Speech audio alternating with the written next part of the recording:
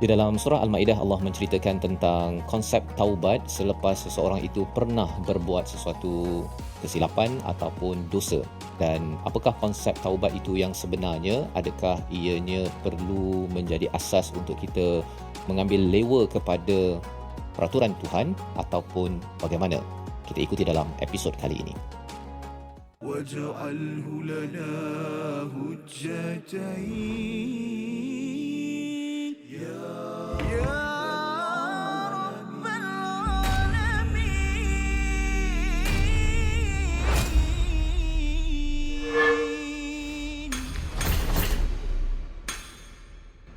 أعوذ بالله من الشيطان الرجيم فمن تاب من بعد ظلمه وأصلح فإن الله يتوب عليه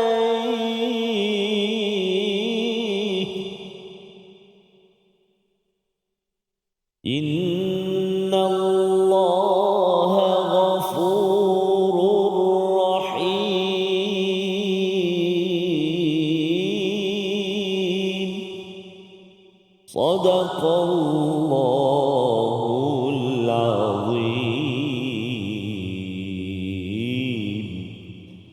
Assalamualaikum warahmatullahi wabarakatuh. Alhamdulillah wassalatu wassalamu ala Rasulillah wa ala alihi wa man wala. Syada la ilaha illallah, syada Muhammadan abduhu wa rasuluhu. Allahumma salli ala sayidina Muhammad wa ala alihi wa sahbihi ajma'in. Amma ba'du. Apa khabar tuan-tuan dan puan yang dirahmati Allah sekalian? Kita bertemu dalam My Quran Time, Quran Salat Infaq pada hari ini. Sama-sama kita melihat kepada ayat yang ke-39 hingga 40 daripada suratul Maidah bersama Al-Fadil Ustaz Tarmizi Abdul Rahman. Khabar? Alhamdulillah, Fadil Safas. Safas. Alhamdulillah. Serak sikit. Cerah sebenarnya. Okey. Hari ini kita nak teruskan Ustaz ya. Daripada ayat yang ke-39 dan hingga 40 bersama dengan rakan-rakan kita di studio hari ini Istiqamah ya, dan juga yang berada di rumah untuk terus sama-sama kita mengambil pelajaran daripada dua ayat pada hari ini. Mari sama-sama kita mohon Allah Subhanahu Wa Taala memberikan kepada kita ketenangan dan peluang untuk mendapat ilmu penuh hikmah dengan doa subhanakala ilma lana illa ma 'allamtana innaka antal alimul hakim rabbi zidni ilma. Kita saksikan apakah ringkasan bagi dua ayat pada hari ini.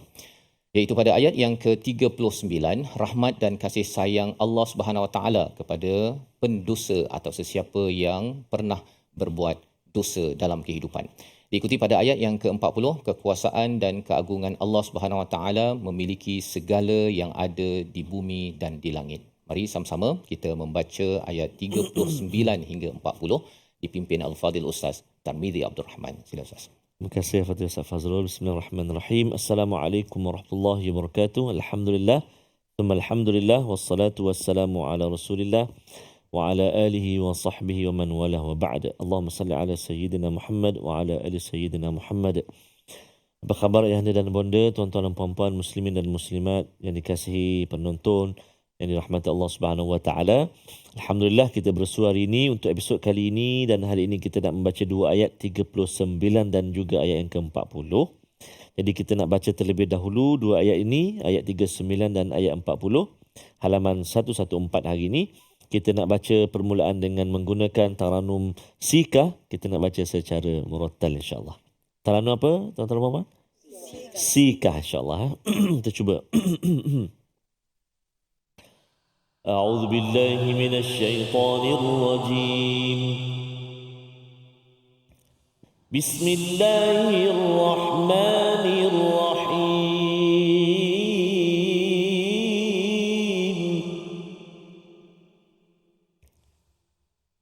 فمن تاب من بعد ظلمه وأصلح فإن الله يتوب عليه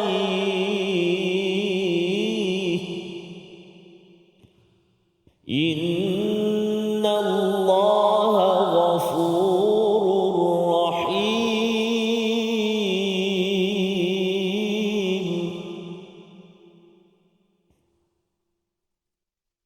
ألم تعلم أن الله له ملك السماوات والأرض يعذب من يشاء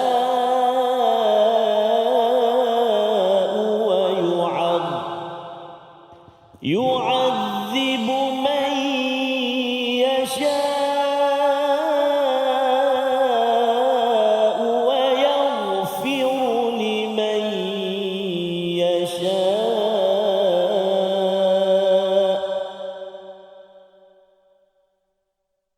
والله على كل شيء قدير والله على كل شيء قدير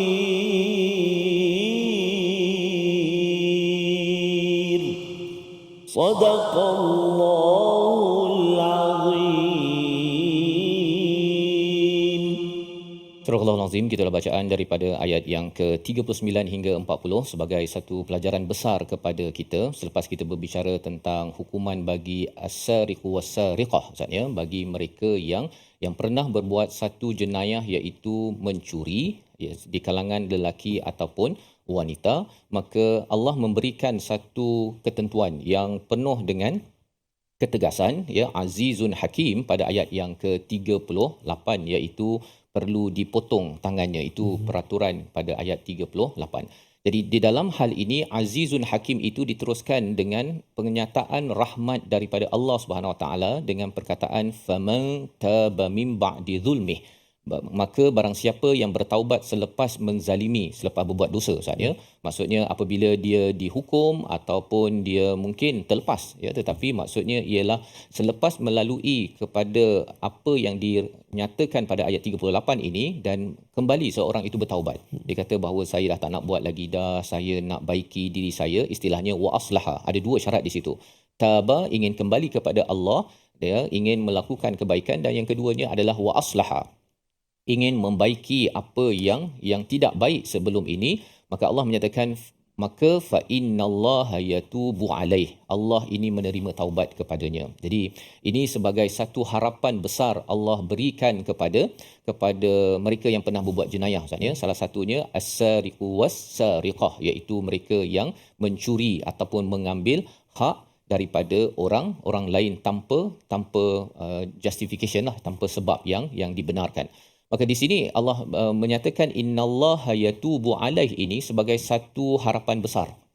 Allah akan menerima taubat orang itu kerana orang ini sendiri pun mengambil jalan, maksudnya mengambil jalan untuk kembali balik ke pangkal jalan. Dan ini sebagai satu peluang untuk seorang itu kembali, dan tak adalah kalau katakan ada yang kata oh dia ni dah masuk penjara ataupun dihukum, dia ni memang tak ada harapan dah. Tak boleh dipercayai. Allah kata innallaha ghafurur rahim, sesungguhnya Allah ini adalah Maha Pengampun dan Maha Penyayang. Jadi bila Allah Maha Pengampun, kita tak bolehlah kata orang ni dah dihukum, dia buat dosa tapi dia ni perlu dihukum lagi. Dan dalam kaedah zaman sekarang, kadang-kadang orang keluar daripada penjara, kan, ataupun terlibat dengan satu perkara dosa lah, ya, tak spesifik mencuri saja. Ada yang kata bahawa kita perlu hukum dia, jangan percaya je, jangan bagi peluang pekerjaan, jangan bagi dia masuk kampung kita. Jadi perkara-perkara tersebut satu hukuman tidak bertepian. Sebenarnya Allah kata Allah ini Maha Pengampun, Allah Maha Penyayang kalau orang itu bertaubat. Persoalannya ialah macam mana nak tahu orang tu taubat, kan? Adakah itu hanya dia dengan Allah ataupun ia ada kaitan dengan orang lain? Sudah tentu taba ini daripada hati kepada Allah Subhanahu Wa Taala, ingin kembali, kita tak dapat baca pun. Tetapi wa aslaha itu adalah sebagai satu clue. Maksudnya kalau dia dah baiki, maka perkara tersebut adalah sebagai satu perkara yang boleh kita jadikan sebagai panduan. Kita tengok dalam hidup dia seharian, dia dah baiki perkataannya, amalannya, maka itu adalah satu panduan bahawa dia sudah kembali bertaubat kepada Allah Subhanahu Wa Taala. Jangan kita hukum terus, kerana siapa kita untuk terus menghukum seorang yang pernah berbuat kesilapan dan bertaubat. Ini pelajaran dan kita akan sambung lagi selepas ini. Kita berehat dahulu My Quran Time, Quran, Salat, Infak, insya-Allah.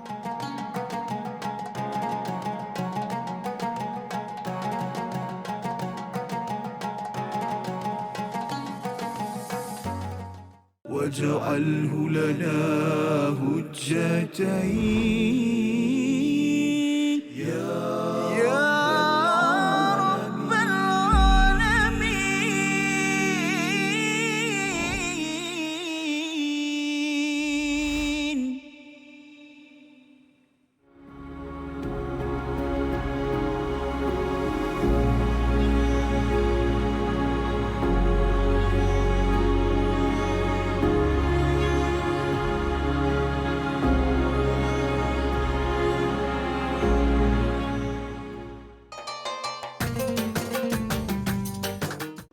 اقرأ باسم ربك الذي خلق.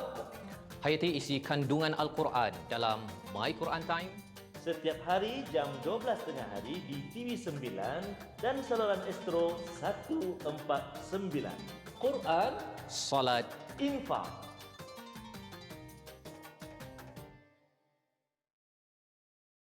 منهما جاهينا وارزقنا تلاوته.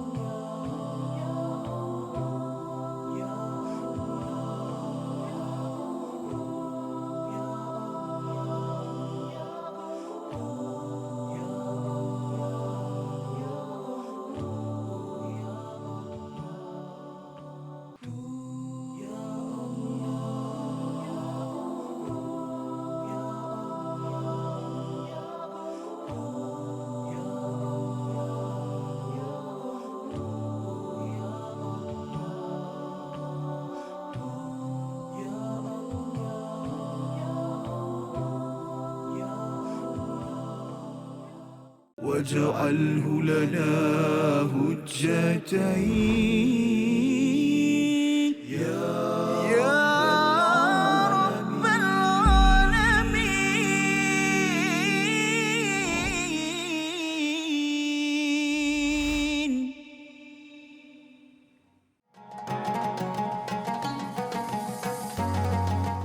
فمن تاب من بعد ظلمه وأصلح فإن الله يتوب عليه إن الله غفور رحيم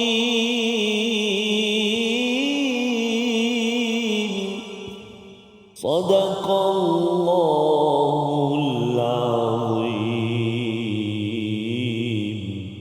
Surah Al-Azim, kembali kita dalam My Quran Time, Quran Salat Infak. Sama-sama kita melihat kepada ayat yang ke-39 hingga 40 Ustaz ya, tentang bagaimana Allah memberi harapan kepada walaupun orang itu pernah berbuat jenayah, as-sariqatu was-sariqah sebentar tadi, maka di sini adalah satu pelajaran besar lah Ustaz ya, ketika kita bercakap, kita berinteraksi dengan orang lain, kita perlu mempunyai kefahaman ayat yang ke-39 pada hari ini, iaitu orang yang mencuri ataupun merompak itu ya, kalau di sini mencurilah ya, sepatutnya dia dipotong tangan, dan kalau dia telah pun diberikan hukuman oleh mahkamah contohnya, maka tidak layak bagi kita untuk kata bahawa oh dia ni tak boleh percaya kan. Kita perlu ambil taba dan wa aslaha itu sebagai dua perkataan penting ketika kita menilai seseorang itu. Maksudnya taba dalam hati dia, tetapi kalau dia dah baiki, maksudnya kita tak bolehlah kata oh dia ni kena buang daripada keluarga. Ada orang buang begitu kan, ada mak ayah ataupun adik-beradik buang ahli keluarga dia,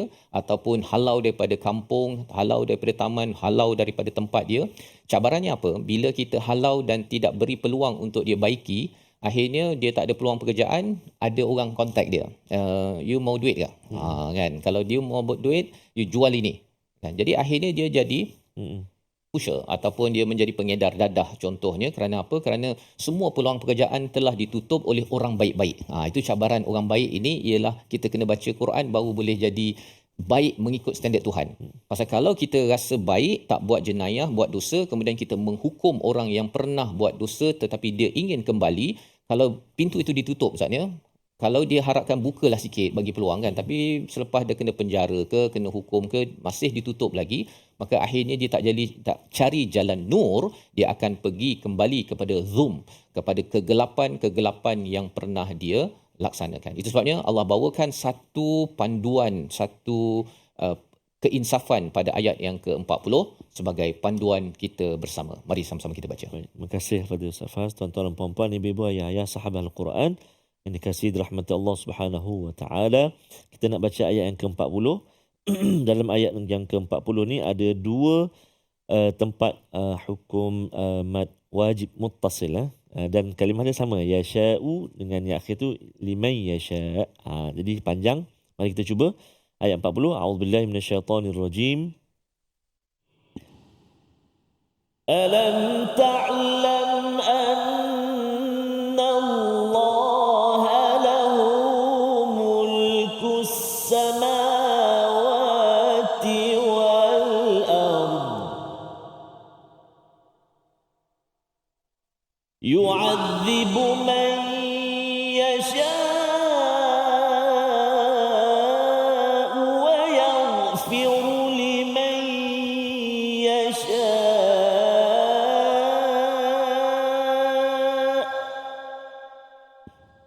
wallahu ala kulli syai'in qadir.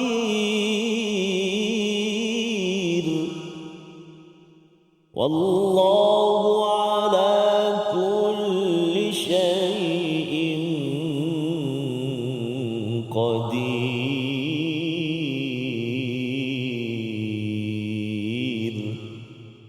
Sadaqallahul azim. Surah Al-Azim ayat yang ke-40. Tidakkah kamu tahu bahawa Allah memiliki seluruh kerajaan langit dan bumi? Dia menyeksa siapa yang dia kehendaki dan mengampuni siapa yang dia kehendaki. Jadi ayat ini muncul Ustaz ya, bercakap tentang Allah pemilik bagi langit dan bumi. Mungkin kadang-kadang kita baca apa kaitan dengan orang yang bertaubat tadi ya? Tapi kita kena ingat bahawa ayat dalam Al-Quran ni jadi kesatuan Ustaz ya. Maksudnya daripada satu ayat kepada satu ayat yang lain ada tanasub ya, iaitu ada munasabah ataupun keterkaitan. Jadi antara keterkaitan di antara ayat 39 hingga 40 ini ialah bila Allah kata Allah ni Maha Pengampun, Maha Mengasihani, Maha Menyayangi, maka Allah ingatkan kepada kita, bukankah Allah ini pemilik langit dan bumi? Jadi ini mesej kepada yang pernah mencuri, yang berbuat jenayah tersebut, dalam masa yang sama mesej kepada mereka yang dicuri ataupun masyarakat, keluarga yang tidak mahu mengampunkan. Okey. Bagi mereka yang mencuri, apakah yang mereka curi sebenarnya? Mereka curi harta yang sebenarnya milik Allah. Allah dah bagi dah kepada A empunya kepada sesuatu perkara. Bila dia mencuri tanpa hak, sebenarnya dia mempersoalkan Allah mengapa bagi kat dia? Ya, mengapa tak bagi kat saya? Mengapa saya nakkan yang itu? Jadi apabila seseorang itu mencuri, dia mengambil hak yang sebenarnya telah ditentukan. Milik utama mutlaknya adalah Allah Subhanahu Wa Taala. Annallaha lahu mulkus samawati wal ard. Itu yang pertama. Yang keduanya ialah apabila kita bercakap mereka yang dicuri ya, ataupun mereka yang berada di sekitar bila melihat kepada dosa ataupun jenayah as-sariqatu was-sariqah ya, as-sariqu was-sariqah ya, pencuri lelaki, pencuri perempuan. Jadi apabila Allah menyatakan di sini Allah milik langit dan bumi, Allah boleh mengazab, menghukum dan juga Allah boleh mengampunkan. Jadi yang sebenar-benarnya berkuasa kepada semua harta termasuklah orang yang mencuri tadi sebenarnya Allah. Dan Allah boleh menghukum dan Allah boleh mengampunkan. Jadi bila Allah boleh menghukum dan mengampunkan, bagi kita Ustaz kan, bila kita baca ayat ini, kalau Allah boleh ampun, boleh hukum, maksudnya Allah berkasih sayang kepada orang yang pernah buat silap, padahal Allah yang mempunyai segala-galanya termasuk diri pencuri dan yang dicuri. Jadi pelajaran untuk kita apa? kita janganlah jadi terlampau ini saya punya kan, saya tak puas hati, saya mesti masuk mahkamah dan saya akan viralkan orang ini walaupun telah dihukum. Memang kena lapor Ustaz kan, tapi selepas dia dihukum itu jangan pula diviralkan, disampaikan pada satu dunia dan dihukum insan tersebut, pencuri tersebut, sampai dia rasa bahawa habis hidupnya, macam tak ada harapan untuk diampunkan, padahal Allah cakap wa yaghfiru liman yasha. Jadi ketika dia diampunkan, ketika orang memandang hina kepada dia, dia kena ingat bahawa masih lagi ada Tuhan. Ada Tuhan yang dah hukum dia, okey, saya kena hukum, tetapi Tuhan, kau cakap kamu dah hukum, aku dah kena hukuman, aku nak bertaubat, kau boleh tak ampunkan. Jadi orang yang berbuat dosa, salah satunya mencuri ini, tapi ia juga apply ataupun diaplikasikan kepada dosa-dosa lain. Waktu ini orang yang berdosa itu jangan terlampau, apa istilah sebenarnya, overjudge, ya, melampau-lampau mengatakan diri saya ni gagal, saya ni hipokrit, saya ni jahat, saya ni syaitan, saya. Bila dia cakap begitu, akhirnya dia akan putus asa pada Allah SWT. Dan bila orang putus asa, saat itu yang sebabnya bila orang tu dah buat jenayah satu, tapi bila dia ditekan, akhirnya dia rasa macam baik saya bunuh diri je, ya. Jadi perkara ini perlu disampaikan, ataupun pendakwa-pendakwa, ustaz-ustaz ke, ataupun pasangan ke, ibu, ayah, cikgu, kena jaga perkataan itu Ustaz, ya. Kalau tidak ada orang yang kata saya nak mengadu ni kan, saya ni yang ada buat silap kan. Ataupun adalah orang pelajar contohnya kan, saya buat silap lah cikgu kan. Tapi kalau cikgu sendiri ataupun ustaz mencakap sebenarnya kamu ni mencuri ni sebenarnya memang kena potong tangan, kalau tak potong tangan kamu punya dosa takkan diampunkan, maka kamu ni neraka. Kalau itulah perkataan yang keluar, khawatir orang itu rasa bahawa dirinya dah tak bermakna. Dan berbanding dengan ayat yang ke-40 ni, Allah tetap memberi keampunan. Allah boleh memberi keampunan ketika satu dunia ini tidak memandang mulia ataupun memberi peluang kepada seorang pendosa itu. Jadi ini membawa kepada perkataan pilihan pada hari ini. Kita saksikan. Perkataannya ialah wallahu ala kulli syai'in qadir. Di bahagian hujung nanti kita akan melihat pada perkataan qadir daripada perkataan qadara. Kata akarnya iaitu berkuasa. 132 kali disebut di dalam Al-Quran, muncul dalam surah Al-An'am, surah At-Taubah, surah Hud. Dan apakah maksud berkuasa? Allah boleh mengawal segala-galanya. Allah ada ketentuan pada setiap perkara. Dan bila Allah berkuasa atas tiap-tiap sesuatu, biarkan Allah yang menguruskan kuasanya. Jangan kita pula terlebih-lebih Ustaz, ya. Kita pula kalau boleh nak kawal hati orang tu sampai mesti taubat, mengikut neraca kita, mesti ikut cakap kita nak dia buat itu ini. Khawatir kita juga menzalimi kepada orang yang pernah berdosa. Biarkan dia kembali kepada Allah, baiki apa yang patut, dan jangan sampai kita yang menunjukkan saya patut berkuasa ke atas awak sebagai pendosa. Kita berehat dahulu. My Quran Time, Quran Salat Infaq, insya-Allah.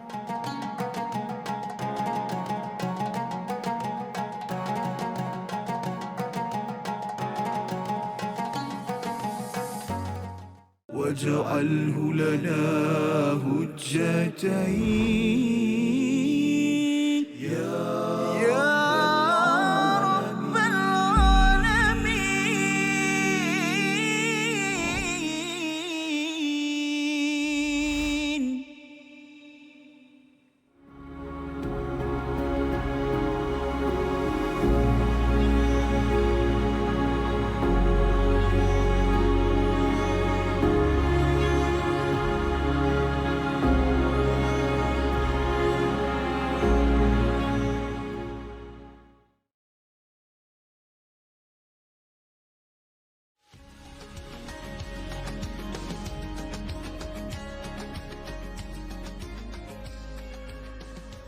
بسم الله الرحمن الرحيم.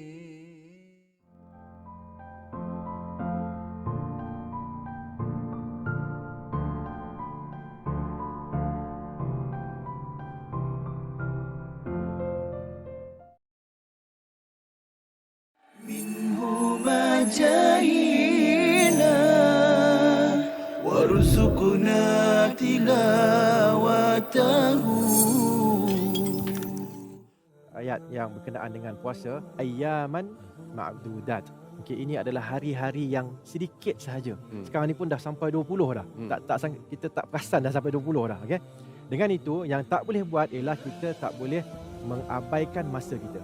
Kita akan ditanya tentang masa kosong kita. Okay, dan Nabi SAW sebutkan ni'matan maghbunun fihima kathirun minan nas, dua nikmat yang kebanyakan manusia terpedaya dengan nikmat ini. As-sihhatu wal faragh. Sihat maksudnya badan yang sihat. Al-faragh masa yang ada, yang kosong. Okay, so bila masuk malam tu tak tahu nak buat apa. Itu masalah tu sebenarnya. Okay, isikan masa yang kosong itu dengan apa yang kita sebutkan tadi.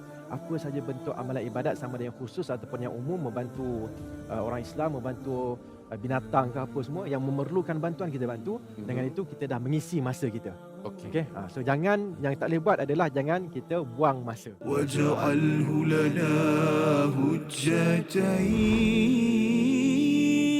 ya rabbal alamin.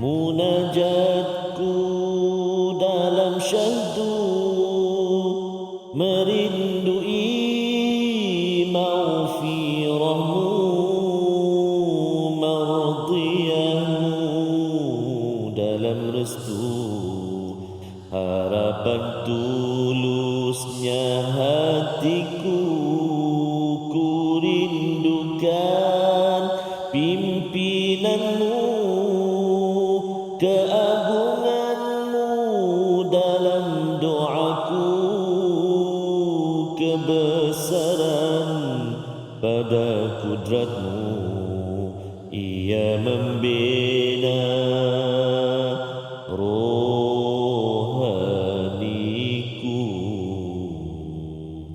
Tuhan, ku bisikkan kerinduan, keinsafan, pengharapan. Tuhan, ku sembahkan pengorbanan, membuktikan kecintaan. Allahumma ighfir lana dhunubana wa liwalidina warhamhum kama rabbawna shighara. Moga-moga Allah Subhanahu wa taala senantiasa mengampuni segala dosa kita. Allah Subhanahu wa taala menerima taubat yang kita pohonkan, yang kita panjatkan. Ustaz. Betul Ustaz, ya. Dan itu antara perkara yang Allah beri tahu tadi, ya, bagaimana kita perlu selalu mengharapkan rahmat Allah. Kalau kita perlukan rahmat Allah, maka kita juga akan berkasih sayang dengan orang lain. Memang kita tahu ada orang lain buat silap dan sebagainya, tapi bila dia sudah menunjukkan wa aslaha, ya, taubat itu dalam diri dia, ya, tetapi bila dia dah baiki diri dia, beri peluang untuk dia baiki, jangan sampai kita orang yang menutup daripada dia kembali kepada Allah. Dan salah satunya jalan Quran lah. Ya, kan? masya-Allah, tabarakallah. Alhamdulillah, terima kasih kepada Ustaz Faz. Tuan-tuan dan puan-puan, ibu-ibu ayah, sahabat Al-Quran dikasihi Allah Subhanahu wa taala, kita nak singgah seketika ke ruangan tajwid kita. Kita nak ulang kaji hari ini. Ada 3 bahagian ataupun 3 perkara, 3 kalimah dalam ayat yang ke-39. Mari kita lihat. Yang pertama sekali iaitulah berkenaan dengan nun mati bertemu dengan ba. Nun mati bertemu dengan ba. A'udzubillahi minasyaitonirrajim. Faman taba min ba'di zulmih. Sekali lagi saya baca. Faman taba min ba'di zulmih. Silakan 1, 2, 3.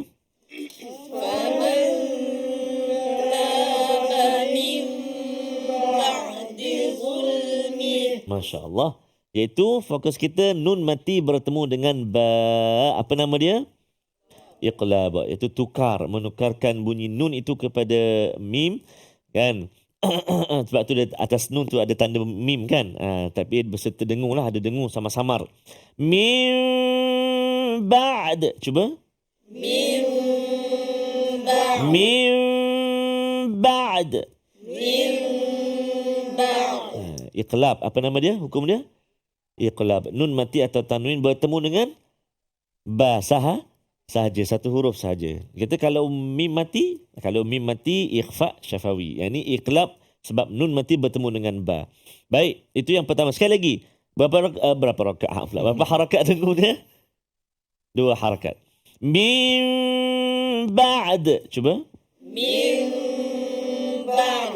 Kalau kita wakaf dekat situ, maka dia bunyilah huruf dal tu sebagai qalqalah. Min ba'd. Aywa, fatahallah alaik. Baik, bagus. Seterusnya kita ingin melihat kalimah yang kedua. A'udzubillahi minasyaitanirrajim. Wa aslaha. Cuba. Wa aslaha. Wa aslaha. Wa aslaha. Wa aslaha. Wa aslaha. Masya-Allah, tabarakallah. Pada kalimah wa aslaha ini, pertama sekali yang kita perlu jaga huruf hamzah. Tu sebab apa? Sebab selepas dia huruf sad. Jadi kita takut kita nak menebalkan bunyi huruf sad, maka huruf hamzah itu terkesan. Contoh wa'as dibaca. Kan? Faman taba min ba'di zulmihi wa aslaha. Semua tebal jadi wa aslaha. Kan? Jadi wa'a dulu. Sad tu hanya huruf yang mati, baris mati, baris sukun. Sekali lagi. Wa'as. Sad kena tebal, terangkat pangkal lidah, lidah kita menghampiri langit. Wa aslaha.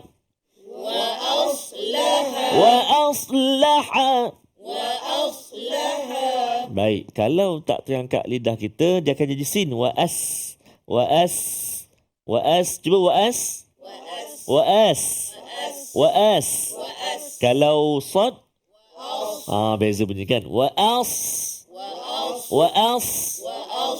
Hati-hati pada huruf ha pula. Wa aslaha. Cuba. Wa aslaha. Laha.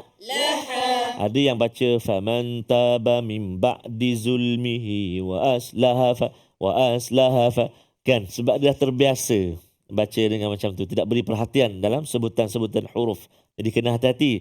Betulkan yang biasa itu, biasakan yang betul, kan. Wa aslaha. Baik. Seterusnya yang terakhir, kalimah yang terakhir, iaitulah kalau kita perhatikan di hujung ayat ataupun akhir ayat yang ke-39, fa innallaha ghafurur rahim. Cuba.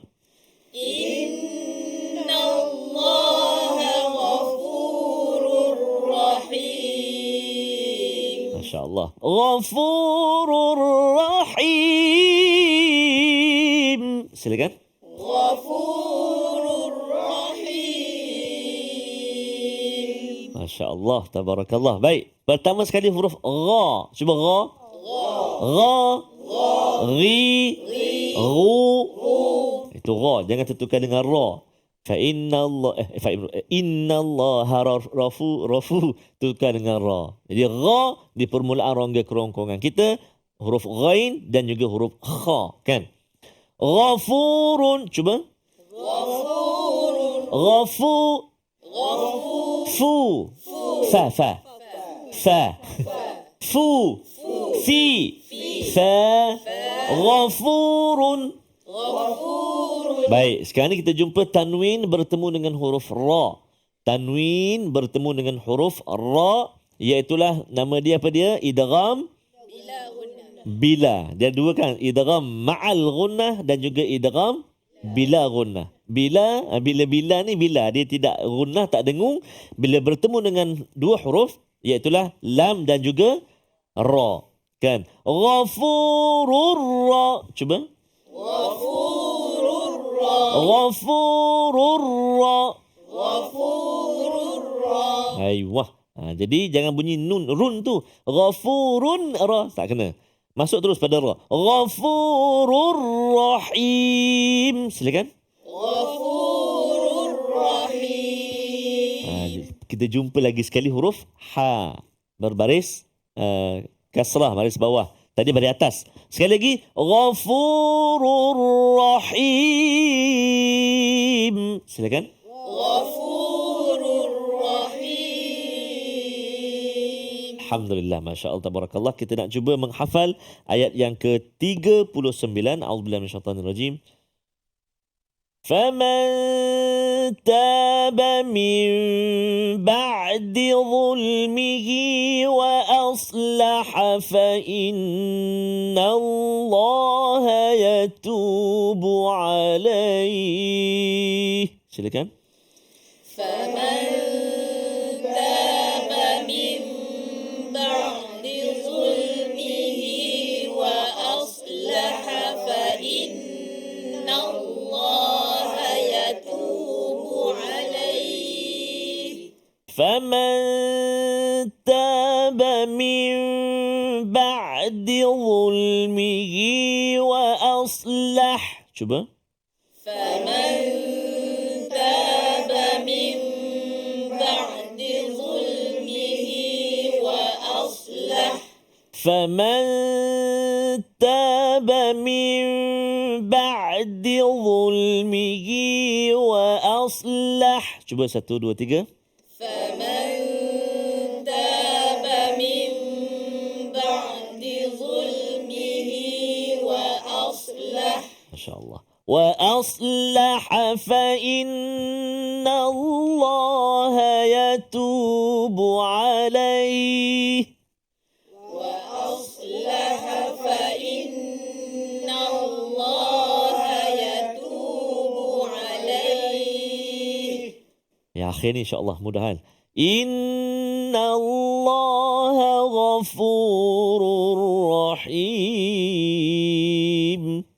Inna Allah ghafurur rahim. Okey, fatahullah alaik. Masya-Allah, tabarakallah, alhamdulillah. Ayat 39 pendek je, insya-Allah mungkin mudah untuk kita cuba menghafal, banyakkan ulang dan boleh semak bacaan dengan sahabat-sahabat kita, dengan kawan-kawan. Gili-gili kan? Gili-gili, insya-Allah. Baik, jadi ada lagi yang kita ingin kongsikan bersama dengan tuan-tuan dan puan-puan ibu ayah semua, namun kita nak berehat seketika. Kembali selepas ini My Quran Time, Quran, Salat, Infaq, insya-Allah.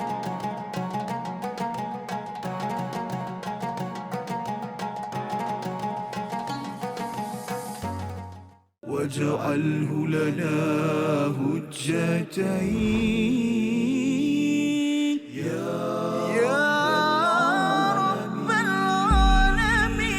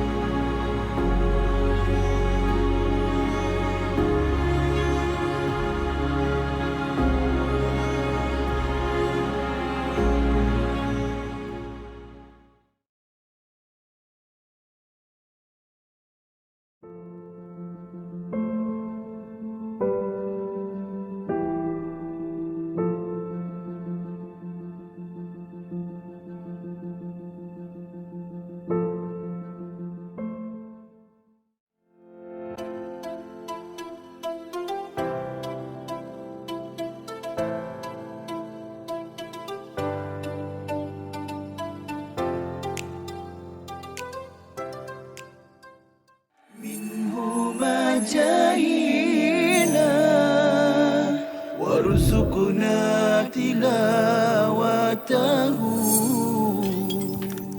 Hadis ni dikategorikan sebagai hadis palsu kerana dia mempunyai ciri-ciri hadis palsu, iaitu amalan yang ringkas saja, maknanya satu amalan tetapi ganjaran dia seperti ganjaran pahala Nabi Ibrahim. Masya Allah, macam tu Ustaz ini.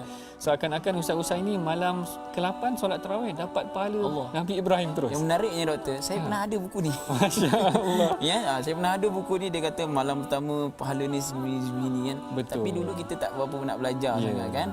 Jadi kita dah tahu tentang kata hadis yang viral tapi tak sahih ni, kita ambil lah iktibar kan. Betul, betul. Yang ni yang sangat penting kita belajar tentang pengajian hadis ni tuan-tuan. barangkali sebelum ni banyak juga tersebar hadis-hadis yang kita biasa dengar dalam masyarakat, tetapi kita bimbang hadis-hadis ini adalah hadis yang tidak kena ataupun tidak benar. Dan salah satu ciri-ciri hadis yang tidak betul ataupun palsu ini, seperti mana yang disebutkan dalam slide itu tadi, ganjaran yang sangat besar terhadap satu pahala, terhadap satu amalan yang واجعله لنا هجتين يا رب العالمين.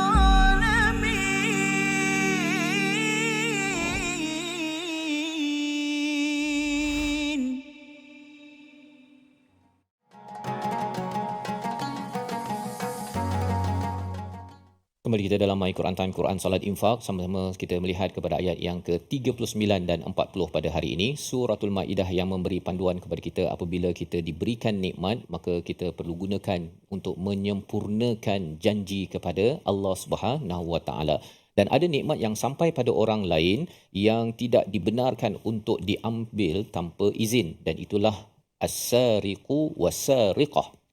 Mereka yang mencuri di kalangan lelaki dan di kalangan wanita, kerana mereka melihat kepada nikmat yang ada pada orang lain yang sewajarnya perlu diusahakan sendiri, bukannya diambil tanpa izin. Maka Allah mengingatkan bahawa pemilik nikmat ini, pemilik kerajaan langit ini adalah Allah Subhanahu Wa Taala, agar pendosa ataupun mereka yang pernah mencuri ini, kadang-kadang mencuri ini dalam bentuk yang ada syaratnya lah Ustaz ya. Kalau katakan benda itu berada di dalam simpanan, maka ketika di mahkamah qadi akan menentukan, ya, bukannya kita baca saja ayat ini kemudian kita tampak ada anak mencuri RM2 kemudian kita ambil pisau potong tangan. Jangan begitu, ya. Sekali lagi perlu diingatkan, surah ini turun selepas Nabi sudah pun membina sebuah negara, jadi ada institusi kehakiman, perundangan untuk diikuti. Dan Allah memberi panduan bahawa kalau orang taubat Ustaz ya, taubat itu kalau ikutkan perbincangannya, taubat bagi as-sariqu was-sariqah ini adalah potong tangan. Itu taubatnya. Jadi seorang wanita Bani Makhzum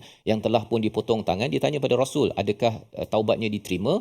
Nabi cakap bahawa taubatnya diterima kerana dia sanggup untuk melalui hukuman tersebut dan dia baiki akhlaknya selepas itu. Kita baca ayat 40 sekali lagi untuk sama-sama kita melihat bagaimana Allah memberi harapan kepada semua pendosa, mereka yang pernah berbuat kesilapan dalam kehidupan. Ayat 40 bersama Al-Fadhil Ustaz Tarmizi.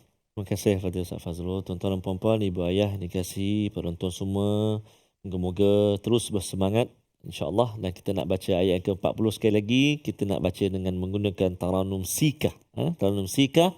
Dan kita baca dengan bacaan murattal insyaAllah. A'udzubillahi minasyaitanirrajim. Alam ta'lam anna Allah lahu mulku samawati wal ard. Yu'adzibu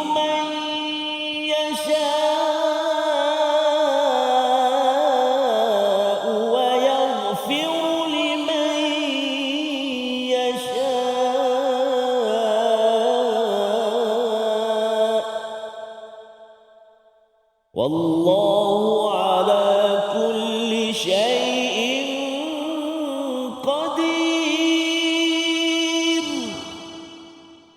والله على كل شيء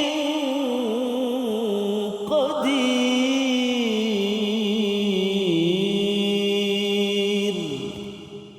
صدق الله العظيم.